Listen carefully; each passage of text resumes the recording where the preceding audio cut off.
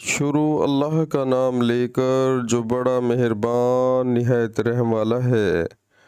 ان سے سوال کیا گیا کہ حائضہ بیوی میری خدمت کر سکتی ہے یا ناپاکی کی حالت میں عورت مجھ سے نزدیک ہو سکتی ہے؟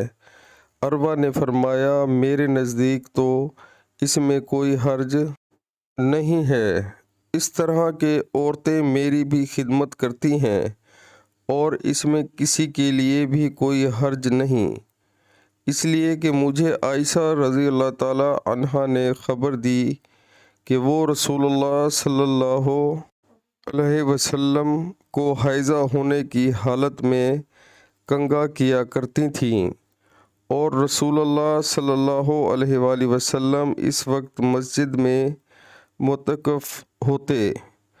آپ اپنا سر مبارک قریب کر دیتے اور عائشہ رضی اللہ تعالی عنہا اپنے حجرہ ہی سے کنگھا کر دیتیں حالانکہ وہ حائضہ ہوتیں۔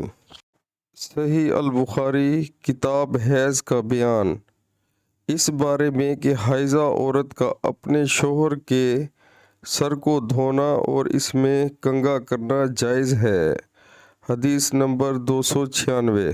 پیارے مسلمانوں، اللہ تعالی ہمیں حدیث پاک سن کر اس پر عمل کرنے کی توفیق عطا فرمائے، آمین۔